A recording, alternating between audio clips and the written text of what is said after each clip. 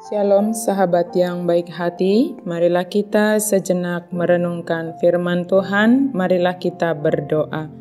Kasih karunia dan damai sejahtera dari Allah Bapa dan dari anaknya Tuhan Yesus Kristus kiranya menyertai kamu sekalian. Amin. Firman Tuhan bagi kita hari ini dari Kisah Para Rasul 22 ayat 15. Sebab engkau harus menjadi saksinya terhadap semua orang tentang apa yang kau lihat dan yang kau dengar. Sahabat yang baik hati, hari ini kita mendengarkan dari firman Tuhan, engkau harus menjadi saksinya. Pada saat ini kita mendengarkan bahwa firman Tuhan mengutus kita untuk menjadi saksi dari apa yang Tuhan nyatakan kepada kita. Apa yang tidak terpikirkan oleh manusia, Allah sanggup mengadakannya sesuai dengan rencananya. Awalnya tidaklah ada yang menganggap bahwa Paulus akan menjadi seorang rasul yang dipanggil Allah untuk memberitakan Injilnya. Sebab sejak awal bahwa Paulus sendiri mengatakan bahwa dia adalah orang yang menganiaya, bahkan membunuh orang-orang Kristen, tetapi justru dialah yang ditangkap, yang diubahkan oleh Yesus untuk memberitakan Injilnya.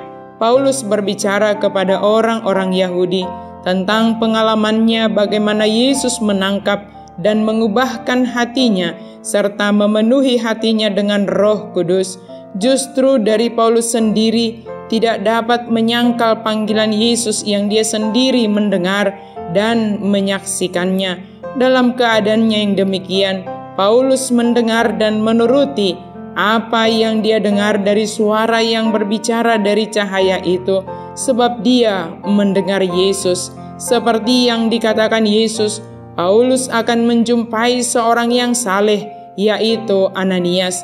Melalui Ananiaslah maka Paulus menerima apa yang sebenarnya yang datang kepadanya, bahwa Paulus telah dipilih, ditetapkan untuk mengetahui kehendaknya, untuk melihat yang benar, dan untuk mendengar suara yang keluar dari mulutnya. Paulus taat akan panggilan itu, meski dia harus meninggalkan kehidupan yang lama. Ketika hatinya dipenuhi oleh Roh Kudus, maka Paulus diutus untuk memberitakan Yesus bukan di daerahnya, tetapi Paulus akan bersaksi tentang Yesus ke berbagai tempat. Bagaimana dengan kita sahabat yang baik hati? Jika kita mengetahui seseorang yang bertindak tidak sesuai dengan kehendak Tuhan, maka berdoalah supaya Yesus mengubahkan hatinya, karena hanya Yesus yang dapat mengubah hati seseorang. Kasihi orangnya, tetapi benci kejahatannya. Kemudian kitalah yang seharusnya bersaksi saat ini tentang Yesus di dalam kehidupan kita, terlebih dalam menghadapi pandemi sekarang ini. Kesaksian kita akan kuasa Yesus yang menyertai kita, yang menjagai kita, dan memberi kehidupan bagi kita hingga saat ini menjadi kekuatan kita. Kesaksian kita itu justru menguatkan iman kita. Banyak hal yang dapat membuat kita khawatir dan membuat kita takut, namun iman kita kepada Yesus akan menolong kita dan menambah semangat pengharapan kita akan kehidupan yang Tuhan anugerahkan kepada kita.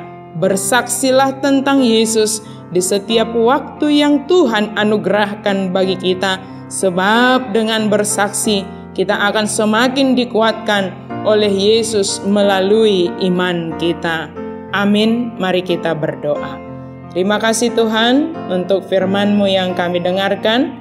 Berkati kami Tuhan dalam menjalani hari ini, sehingga kami boleh bersaksi melalui setiap aktivitas kami, melalui kehidupan kami, karena dengan kesaksian kami mengenai Engkau ya Yesus, Engkau semakin menguatkan kami semakin kuat dan semakin sehat menjalani hari-hari kami.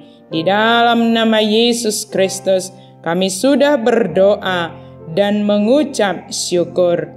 Amin. Tuhan Yesus memberkati kita semuanya.